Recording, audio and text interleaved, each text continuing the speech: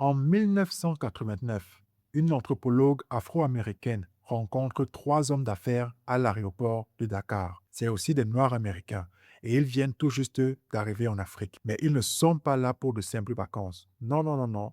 Ils sont venus en éclaireur pour, je cite, développer l'Afrique et régler ses problèmes. Mais le truc, c'est qu'une bonne partie de leur vision de l'Afrique a été façonnée par la cultissime série télé Racine.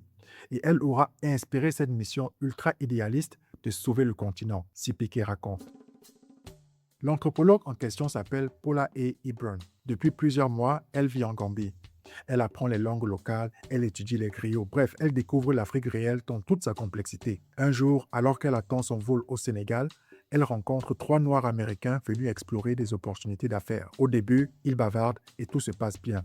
Les trois visiteurs sont fascinés par ce qu'ils voient. Pour eux, l'Afrique est la terre des ancêtres, un continent qu'ils regardent avec une vénération presque mystique. Les gars voient en les Africains des êtres purs, nobles, ultra spirituels, tandis qu'en comparaison, les Européens sont des matérialistes. Bon, ils remarquent quand même que le continent a un gros retard économique, mais pas de panique. En tant qu'hommes d'affaires conscients de leurs racines, ils sont venus avec leurs dollars et leurs projets justement pour ça. Et au fur et à mesure qu'ils parlent, Paula est frappé par quelque chose. Les gars parlent de l'Afrique avec une immense confiance, comme s'ils la connaissent de bout en bout, alors qu'ils ne sont que là que depuis que quelques semaines. Comment ça s'explique? Eh bien, les gars avouent à Paula que la légendaire série télévisée Racine a eu une profonde influence sur eux.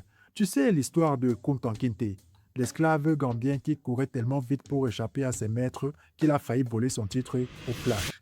Now run, Kunta. Bref, pour ces trois hommes et des millions de Noirs dans la diaspora, cette série a été un tel choc émotionnel qu'ils ont construit une image du continent dans leur tête. D'un côté, nourri par les campagnes humanitaires des années 80 montrant la pauvreté africaine, mais surtout par l'histoire de Kunta Kinte, qui avait transformé l'Afrique en un symbole puissant de mémoire, d'origine et de retour aux racines. C'est pour ça qu'à l'aéroport, les gars faisaient genre «Enfin, nous sommes sur la terre de nos ancêtres.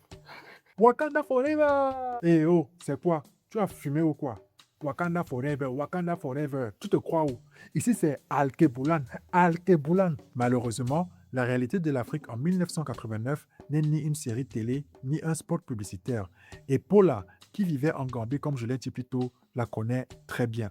D'ailleurs, dans son livre Performing Africa, elle raconte qu'à l'époque, lorsqu'elle parlait aux locaux, certains ne savaient même pas ce que c'était que la traite négrière. Pour eux, les Afro-Américains, ils n'étaient pas des frères qui rentraient au bercail.